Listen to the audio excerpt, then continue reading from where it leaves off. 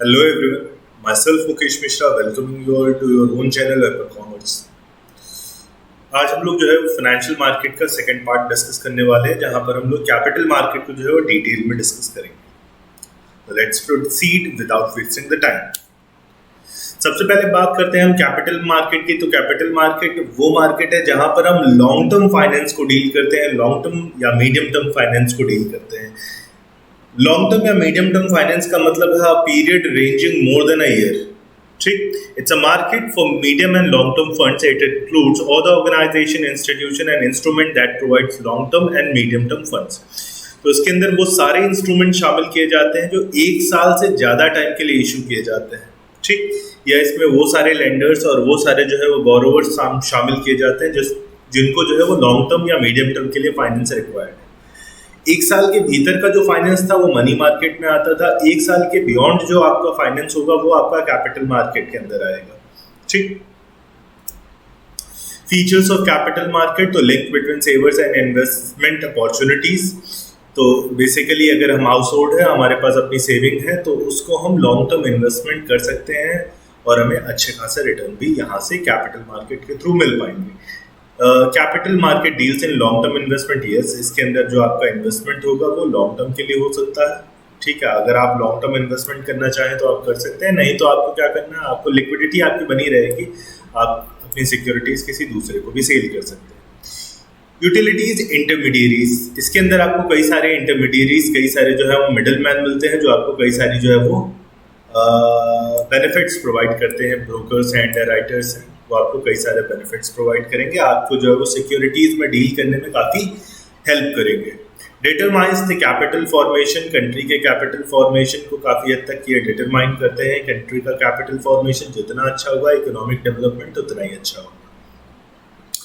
इनके ऊपर काफ़ी सारे रूल्स एंड रेगुलेशंस होते हैं, चूँकि पब्लिक का पैसा, पब्लिक की सेविंग्स जो है इसमें इन्वॉल्व है, इसलिए गवर्नमेंट की कई सारी जो है वो rules and guidelines through securities exchange board of India and RBI के थ्रू जो है इसमें कई सारी गाइडलाइंस को इसे फॉलो करना पड़ता है कैपिटल मार्केट को।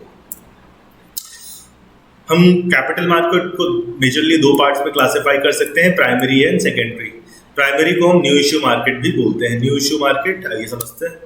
Primary market, primary market basically वो मार्केट है जहां पर किसी भी सिक्योरिटी को पहली बार मार्केट में लेकर आया जाता है। ठीक है, कोई भी सिक्योरिटी अगर पहली बार मार्केट में इशू करी जाती है, मान लेते हैं कोई ऑर्गेनाइजेशन है, इसने पहली बार अपने जो है वो शेयर्स इशू किए, तो पहली बार पब्लिक को शेयर्स इशू किए। ठीक, तो ये जो पहली बार अगर मार्केट में कोई चीज आई है तो वो आपका कहाँ पर आएगा, प्राइमरी मार्केट के through. In a primary market, securities are created for the very first time for investors to purchase. New securities are issued in this market through stock exchange, enabling the government as well as companies to raise capital. तो पहली बार company जो है वो जब market के अंदर जो है वो पहली बार वो शेयर्स इशू करती है या पहली बार पब्लिक के लिए कुछ देती है, तो वो आपका प्राइमरी मार्केट के अंदर आ जाता है।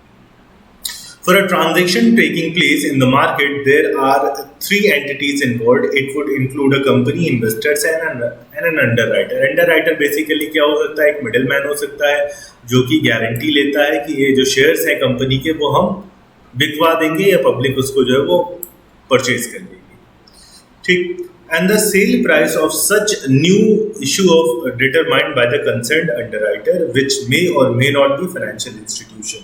ये अंडरराइटर कोई इंडिविजुअल भी हो सकता है, कोई अपना एक फाइनेंशियल इंस्टीट्यूशन भी हो सकता है। And underwriter also facilitates and monitors the new issue, offering investors purchase the newly issued securities in the primary market.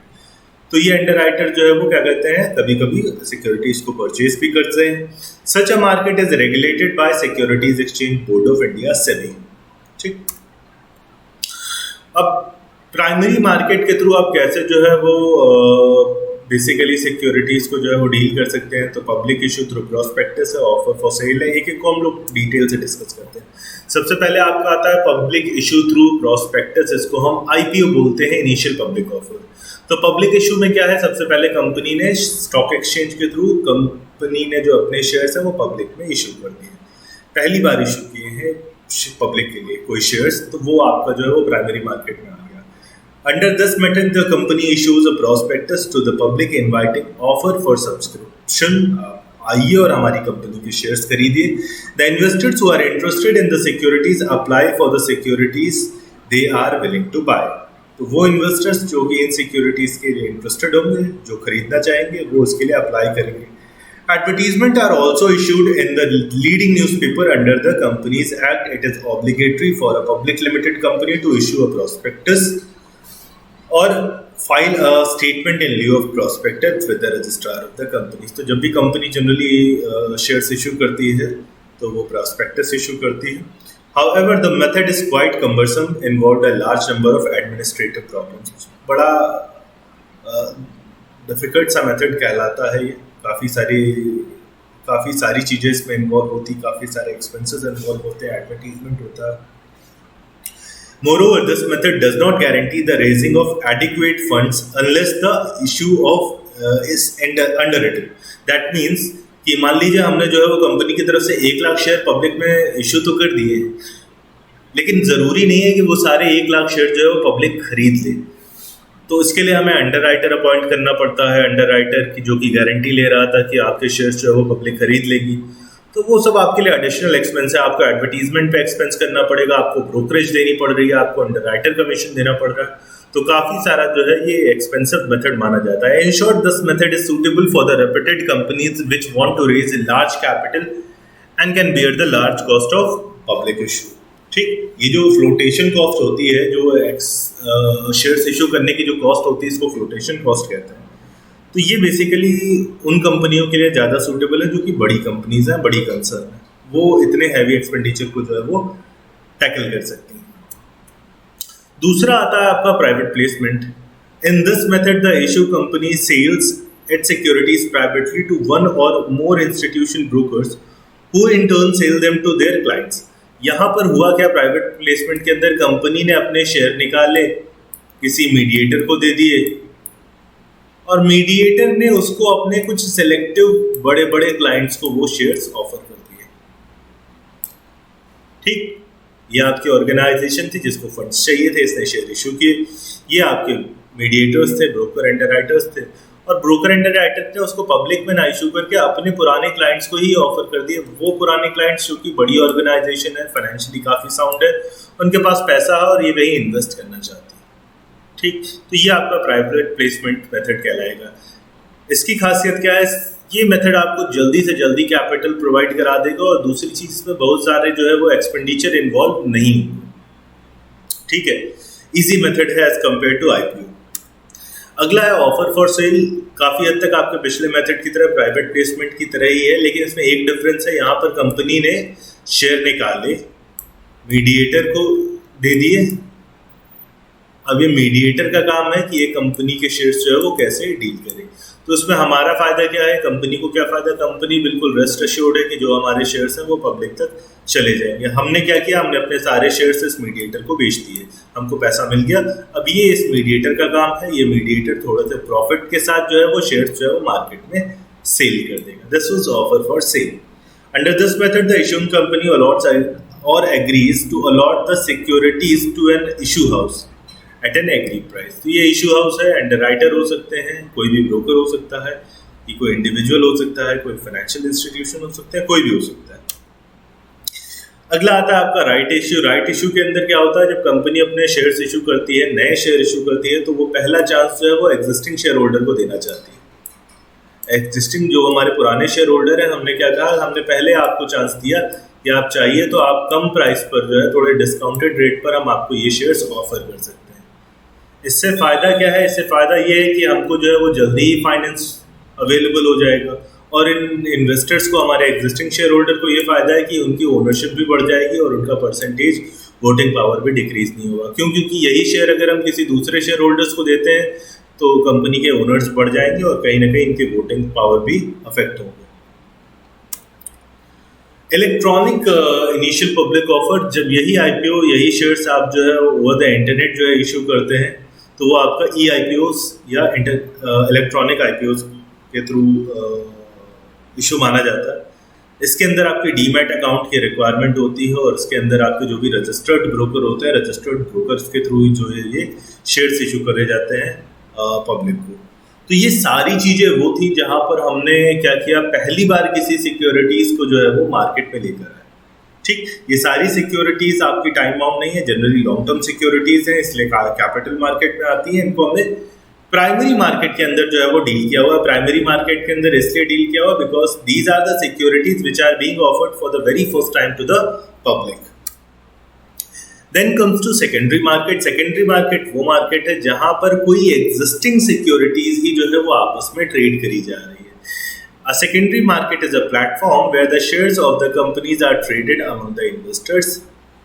It means the investors can freely buy and sell shares without the intervention of the issuing company. Company ने एक बार issue कर दिया, उसके बाद वो secondary market की बात करूँ तो मैं स्टॉक एक्सचेंज की बात करता हूँ, और ये स्टॉक एक्सचेंज पर ही सीधे चलता है। तो stock exchange are centralised form where securities traded takes place and any contract between buyer and seller, NSE, BSE are the examples of। तो बेसिकली क्या हुआ, स्टॉक एक्सचेंज एक मीडियम है जहाँ पर बायर एंड सेलर्स मान लेते हैं हमारे पास 100 शेयर्स हैं और हमें पैसे की ज़रूरत है, तो हमने क्या किया, स्टॉक एक्सचेंज में वो अपने लिस्ट करा दिए। हमने कहा वो आप बेच दीजिए किसी ब्रोकर के थ्रू। ब्रोकर के पास गए, रजिस्टर्ड ब्रोकर के पास, हमने उसको बोल दिया कि हमें 100 शेयर बेचने हैं, तो उसने हमारा तुरंत जो है वो 100 शेयर्स जो है वो ऑनलाइन उसके परचेजर ढूंढने शुरू किए, परचेजर मिल गया तो वो हमारे शेयर्स आपके बिक गए। तो इस बार इनिशियली कंपनी का कोई हाथ नहीं होगा यहाँ पर। स्टॉक एक्सचेंज के अंदर क्या है, स्टॉक एक्सचेंज के अंदर क्या है, आपके शेयर्स का ट्रेडिंग हो रहा है। ठीक, transactions in stock exchange are subjected to strict regulations in the securities trading. Stock exchange itself acts as a guarantor and the counterparty risk is almost non-existent. चूंकि स्टॉक एक्सचेंज के अंदर काफ़ी rules and regulations, काफ़ी guidelines follow करी जाती है, इसलिए आपका रिस्क काफ़ी जो है वो लो होता है। आगे बात करते हैं सेकेंडरी मार्केट के फंक्शंस की या स्टॉक मार्केट के फंक्शन की। तो स्टॉक मार्केट का पहला फंक्शन है इकोनॉमिक बैरोमीटर। जिस कंपनी के स्टॉक मार्केट जो है वो जितना अच्छा होगा, उसके शेयर्स के प्राइसेस जितने ज़्यादा बढ़ रहे होंगे, कंपनी की फाइनेंशियल पोजीशन भी उतनी अच्छी मानी जाएगी। किसी भी कंट्री की किसी भी कंट्री की अगर इकोनॉमिक पोजीशन डाउन होती है तो आप सबसे पहले देखिए उसका स्टॉक मार्केट डाउन होता है। ठीक है, तो आप सीधे से समझिए कि इकोनॉमिक बैरोमीटर आपका स्टॉक एक्सचेंज या सेकेंडरी मार्केट माना जाता है। दूसरा है प्राइसिंग ऑफ सिक्योरिटी।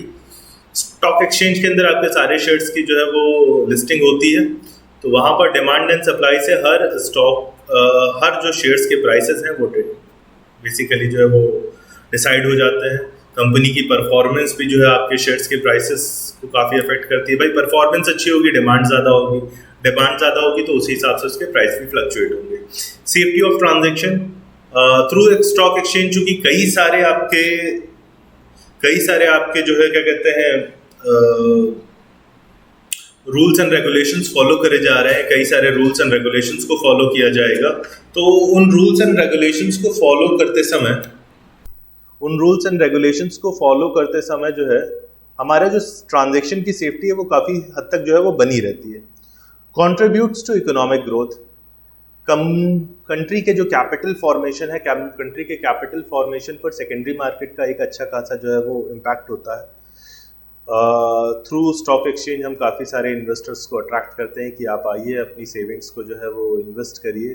तो उससे क्या होता है, कैपिटल फॉर्मेशन होता है और वही कैपिटल कई सारे प्रोडक्टिव यूज़ में कंट्री के जो है इकोनॉमिक ग्रोथ में जो है वो यूज़ होती है। स्प्रेडिंग इक्विटी कल्ट के अंदर बताया गया है, हम लोगों को जागरूक करते हैं, लोगों को जो है वो अवेयर करते हैं कि आप आइए हमारी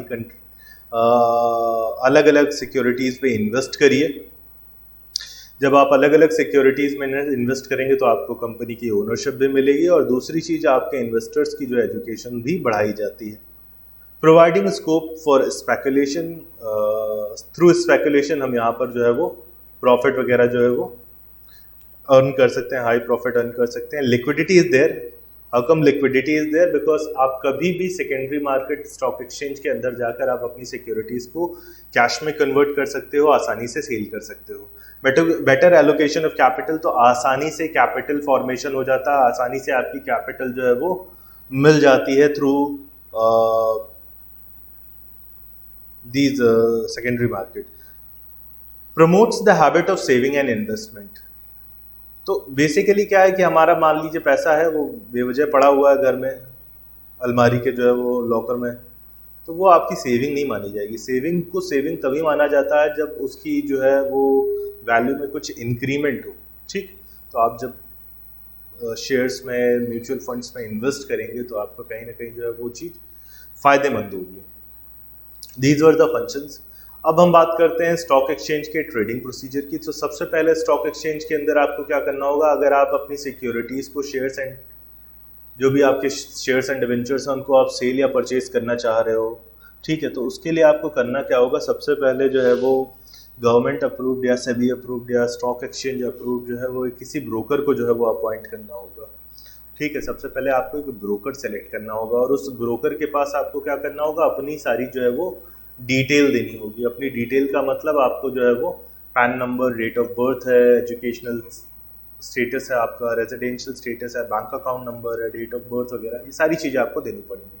देन आपको डीमैट अकाउंट ओपन कराना है। डीमैट अकाउंट बेसिकली क्या है कि डीमैट अकाउंट आपको जो है किसी डिपॉजिटरी के साथ, अगर आप बेसिकली क्या कर रहे हैं, सिक्योरिटीज़ में डील करना चाह रहे हैं, अगर आप सिक्योरिटीज़ में डील कर रहे हैं,